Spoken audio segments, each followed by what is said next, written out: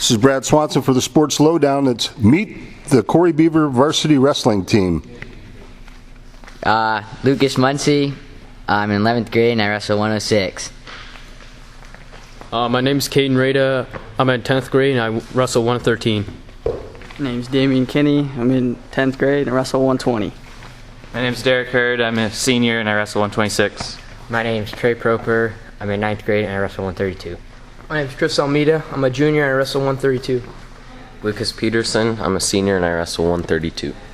Hunter Savitz. I'm a sophomore. I wrestle 138. Nick Lipinski, senior, 145.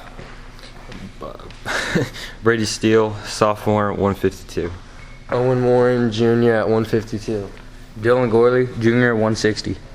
Ethan Allen, freshman, 170. Austin Sketty, junior, 170. Caden Bidwell, junior, 170. Matt Petrilla, senior, 182. Hayden Linkerhoff, sophomore, 195. Sean Proctor, junior, 220. Xavier Rada, sophomore, 285. Good job, fellas. Okay, now we've met the team, and we have head coach Mark Muncie. Coach, a great showing over the weekend in the Southmoreland tournament. Yeah, we went down there. That's a pretty good tournament. We've been there a couple different times, and we didn't go down there last year. We decided to go back down there this year. There's 27 teams competing, counting us. The boys really did a nice job down there this year. I mean, we were aggressive. They've worked hard in the room, and that hard work and dedication, in the room and in the off season, starting to show out on the mat. And we went down there and just really wrestled well. And because of that, we ended up coming home with the team title this year. So that was pretty good. I don't know when the last time we won that Southmoreland title. We've been down there for a lot of years, and to bring home that title really felt good. There are a lot of formal opponents down there, and it was good feeling to come back with that title. Well, a lot of times over the past few years, you've seen spots where teams are lacking in kids and participation. You see a lot of forfeits. You guys have a full lineup, and you're deep at quite a few weights. Yeah, it's nice to have depth because this is a tough sport. There's injuries. It's a sport that happens during the winter time, so you always have that flu epidemic going through your team, and to have some depth that you can utilize, to keep the team strong, really helps a lot. There's some of our lighter weights, we don't have the depth there. You get into the mid weights and the upper weights, we do have guys that we can move in and out of the lineup, to help keep that team strong. And so as long as we keep our little guys healthy, our bigger guys, we have a little bit of wiggle room there. So. Right. Well, it's nice to see you guys take first place in a tournament like that, and that's got to be a confidence booster for you, you and the coaching staff, as well as the kids. Also, I mean, you have quite a lineup coming up ahead of you. You've got some good teams that you're going to be wrestling, and so far in the duels, you guys look pretty dominant. Yeah. Sagertown was a tough team. It really felt good to get through that one with a pretty solid win. But our Region 3, there's a lot of parity there. There's a lot of teams that are strong, and so you can't really ever let your guard down. I think coming up we have Cambridge Springs and Eisenhower, and I always go one match at a time. People always talk about goals. My goal is always the next guy down the road. That's my goal. We got Youngsville this Thursday coming up. And then that next week we go against Cambridge Springs. So those are the two teams I'm thinking about right now. And that's about all the further ahead I get. I just don't look that far ahead because you can't ever take the next guy lightly. When you start to do that, you get in trouble. We did that once last year, and it really bit us.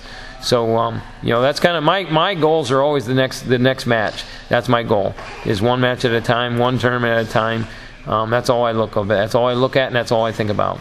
Right. Well, one more thing, and I'll let you go. And a good, solid program starts with a feeder program, and the feeder program is very important. You have some really good guys at the lower level teaching at the Corry Kids Wrestling, and then you have a really nice coaching staff also at your middle school. Yeah, you're right. I mean, any good varsity program, if you look, usually their feeder program is strong. And I think that's one thing we've had in Corry for quite a long time is a good feeder program. That's why we've been pretty consistent, over the years as far as the caliber of our team. These guys that you see out on the mat, on match night, I'm a little bit passionate about because, as a coach, I started down in that feeder program. I started at the novice level, then I coached in the advanced room.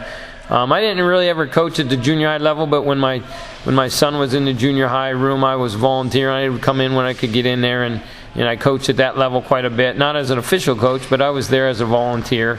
And now I'm up here with these guys in this varsity room as the head coach. And so this is a special group of guys. I mean, some of these guys I've been working with for 10 years.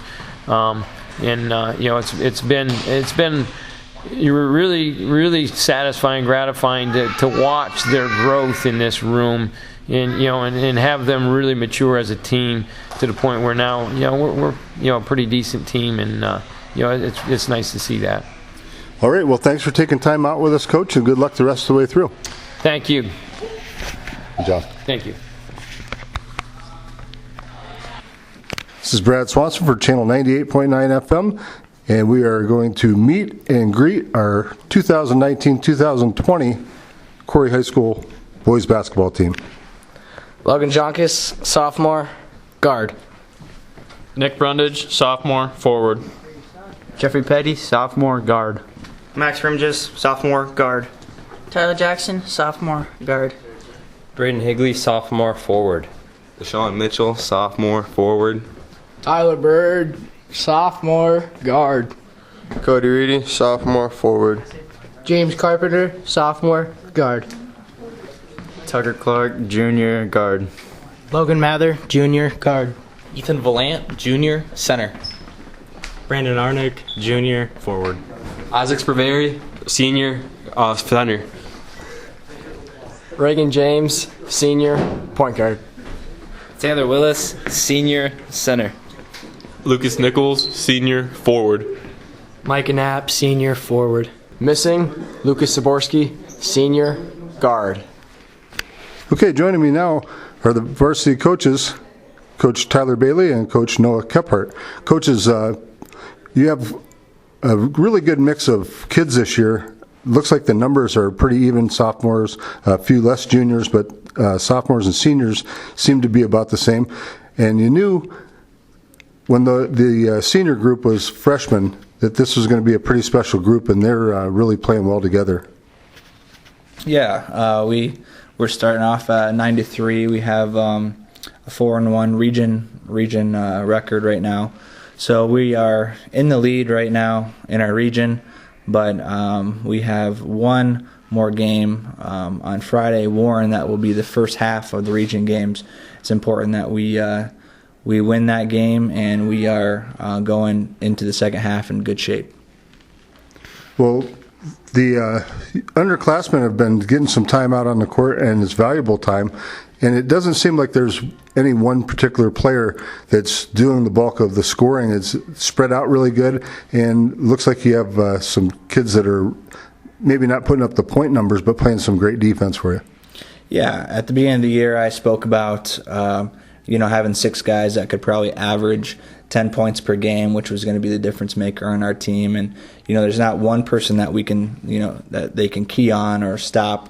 We've got several guys that are capable of scoring. So you've seen a lot of different guys come up in different games that led us to a win, and that's good. Defensively, that is our our bread and butter. We really work hard on the defensive end, and we do have a lot of guys that are coming in working hard. Nick Brundage especially is coming on late as a sophomore, along with Jonkus. He's been there from day one, but Nick Brundage has come around and played some big minutes.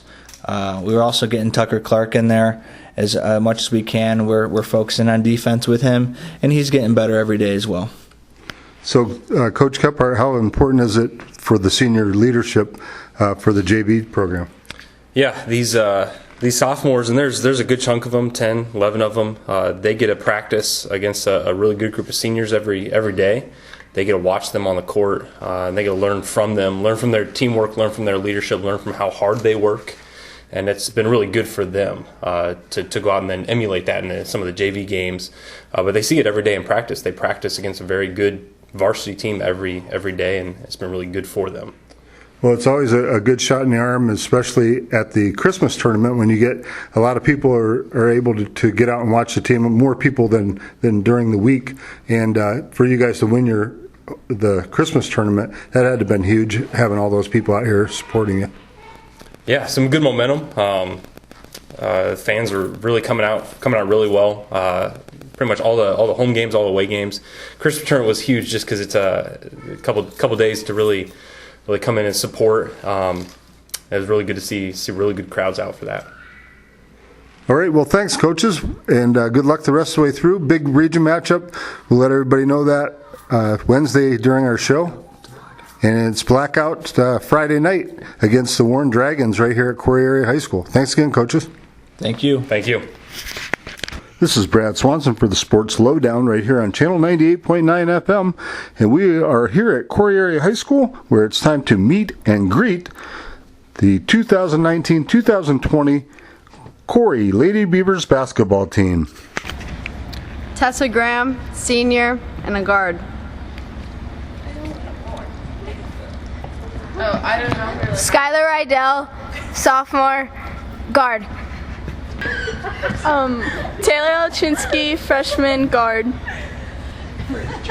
Lexi Hasbrook, sophomore, guard. Miranda Nickerson, sophomore, forward.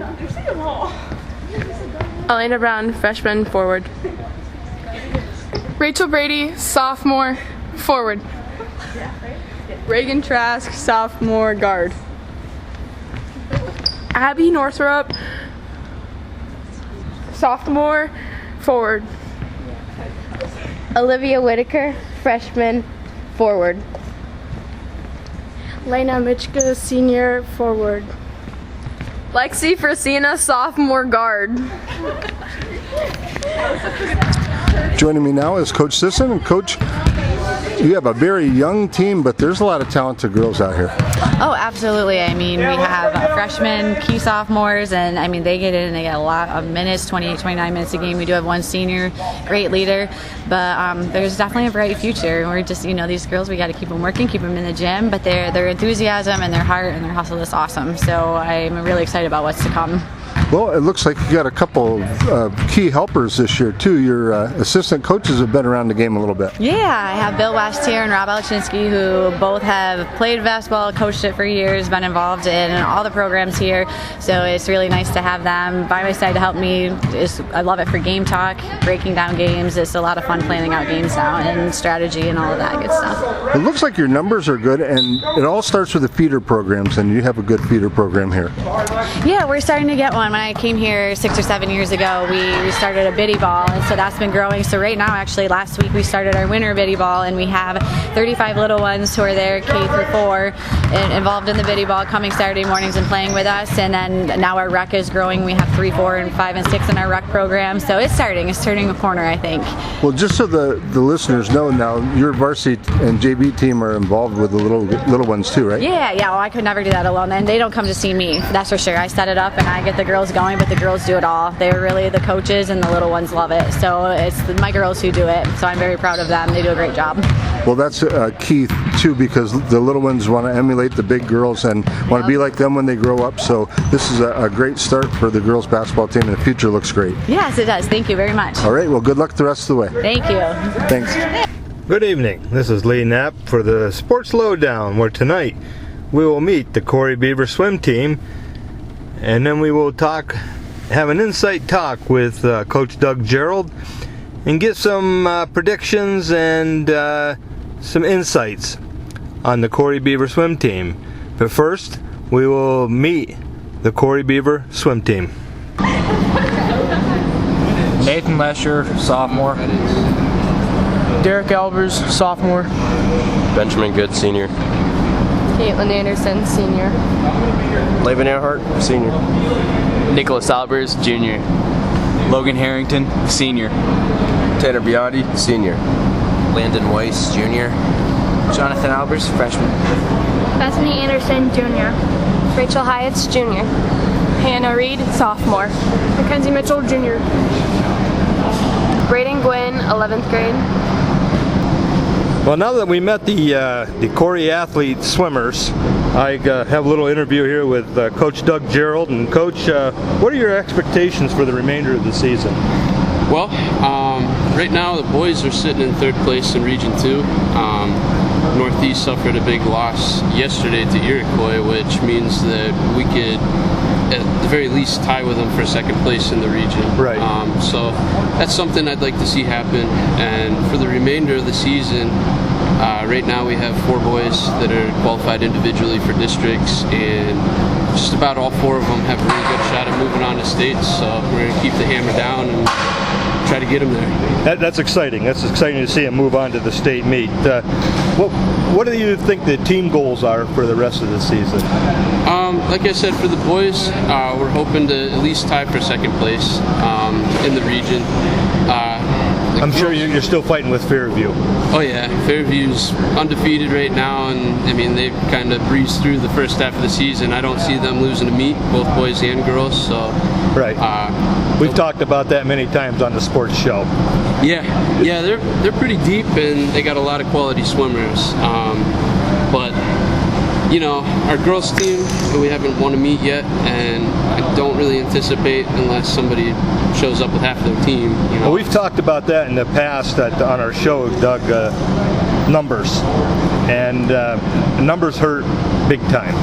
Yeah, numbers are everything. I mean, those 2nd, 3rd, 4th, and 5th place swims, right. You know, those are points, and those points accumulate towards the end of the meet. So in a dual meet, you know, any point you could score could be the difference between winning and losing. Right. And the numbers really make a difference. It takes 16 to fill a lineup, and I mean, this year we got 7 girls and 10 boys. So really what the boys are doing is pretty impressive. I mean, we got the quality. I agree.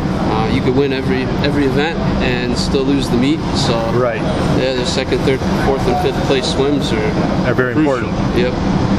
How many kids do you anticipate making districts? Like I said, right now we got 4 individual qualifiers for the boys, and we have an extra relay, so all 3 relays are qualified, and I do anticipate taking all 3 relays to the district meet. For the girls, see, Caitlin Anderson and Braden Gwynn are both qualified for districts on the diving board, and Bethany Anderson is qualified for districts in the 100 backstroke. It'd be nice to get her an extra event for districts, and she's pretty close in a couple different events. How do you see the future of the Corry and girls and boys swim team? Well, we're only losing 1 senior girl this year, and our 8th graders are pretty deep. We have 9 of them on the Y swim team that are going to be freshmen next year, and if we can keep them interested, then we'll be able to finally fill a lineup with the girls team. And I mean, quality-wise, they're going to be pretty tough to beat. So that's exciting. That's something to look forward to. So there you heard it, ladies and gentlemen, and I want to thank Coach Doug Gerald for taking the time out to talk to us. And if you get a chance, come on down to the Corry YMCA and watch a home swim meet, and you can see what these kids are up to and how good they've become. So, Doug, thank you. Yeah, I appreciate it. Welcome back to the Sports Lowdown. Lee Knapp and Brad Swanson bringing you the Sports Lowdown like we do every Wednesday night, 6 p.m. And Lee, we had another exciting moment in high school sports on Friday night, a big region matchup between the Beavers and Titusville Rockets down at Titusville. And the Beavers pulled out a 68-67 win, and that had to have been just fun to watch. We were listening to the game, and they were down by 1, and with 12 seconds left to go, they got an empty shot, took it, scored, and it was all downhill from that point on. But I bet that place just erupted when they scored that with 12 seconds to go in the game. Well, you know it did, because you know how well the Corry fans travel. They follow. And just heading down to Titusville, it was bare roads and a nice night to go down there. So, yeah, I'm sure that they had a great following. Oh. And, that's something we want to commend all of our fans for supporting the kids, because I'm sure you see quite a few people down at the poolside. Good swim meet, yep. For swimming, and I know that the girls and boys basketball teams get a good following, and the wrestling team has been gaining momentum every week that they wrestle. So it's great to see. I think that it's very important that we support our kids like that. Oh yeah. If you're a fan of sports, you may not have anyone out there playing or participating, but offer your support. Go out and watch a game, even if you can only make it down once or twice a year. To watch. Do so. The kids really appreciate it. Sure they do. And you'll hear them say that they appreciate the fans, and I know all the coaches are very appreciative too. Yeah, the fans mean a lot to the kids. If you get a full gym down here in Corry for a basketball game, wrestling match, swim meet, girls basketball game, whatever the case may be, football games even, full bleachers mean a lot. I mean, you see the kids actually step up a notch, and I believe they try a lot harder when the gym's full. So very important. You're right to follow the team and support them, and show them that the Corryites really do care. Right. Well, what I like too is the fact that the student body has formed, their own little chant groups and things like that, and sometimes they'll even have a fan bus that they'll take to enable all the kids that like to go watch them the opportunity to go see the game. And they charge a couple bucks or something to ride the student bus, and it's great to see. I know that Coach Goodsoe with the volleyball team really appreciates that, because a few years ago when our girls won the state championship, the whole cheering section was down there, and I tell you what, Johnstown was overrun by orange and black that day, as the Beavers had a huge following. They had a gym down there at that high school, like an auxiliary gym, and I had to search and walk around there about 3 times before I found former head football coach Homer Delatre. I knew he was going to be there. We text back and forth, and I said, well, I'll stop and see you. And I'm looking all over, and finally I found him, in there. And I thought, this is fantastic. All these people from Corry. It was just like being at a home match. Yeah, Corry's always had a good following, and it's fantastic. But I can remember back, when we played. Seems like they always had a good following in sports, and like I said, it really means a lot to the kids. Right. I remember, now the parking lot wasn't quite as big when we were in high school. The parking lot at the high school wasn't quite as big as what it is now. Right. But I remember cars being parked down Avenue A, heading down by off of South Street and down towards Main, and also Pleasant Street, being cars lined up on both sides of the road all the way down, cleared back up towards Summer Street. Well, I can remember back, might have been a little bit before I actually played, they were putting them in the practice fields. Wow. And it rained, and they had like 5 tow trucks there pulling them out. But the parking lot was full, and all the streets were full, and they were putting them into the practice fields. Yeah, that's incredible. That's great. And to see that happening today still at home football games, our bleachers are full. A lot of times we go to an away game, and Corry has more than fan base than the home team. Yeah, I agree. But and that's great to see, and that's a shot in the arm for Corry and the community and the school and everyone here. So keep up the good work and keep supporting all the kids.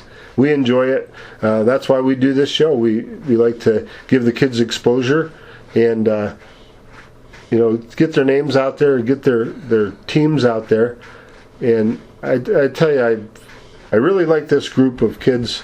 I like them all, of course, but this group of seniors this year, I think, is a very tight-knit group at each sport, and they must be a very good class of kids, because they support each other very well, and you don't see individuals out there. You see a team group, you see leaders, you see 2, 3, 4 kids that are leaders, that are encouraging their underclassmen teammates, and it's just fun to watch. Yeah, it is. The seniors that I've talked to, I know a couple seniors like on the swimming team. They're very encouraging to the underclassmen and giving them a little bit more hope, I think. So you're right. I think the senior class is a great bunch of kids to mentor the younger kids, and that's what we need. Yeah, and and hopefully the kids that are freshmen, sophomore, and juniors will take the cue and take that and become leaders themselves. Well, I think, Brad, all the senior classes in the last couple, 3 or 4, 5, 6 years have done the same thing. So I think it's just one of those things that happens. There's no I in team. Right. And I think the seniors push stuff like that, and I think you'll see it again next year. We'll get the trickle effect. Yeah, I believe so.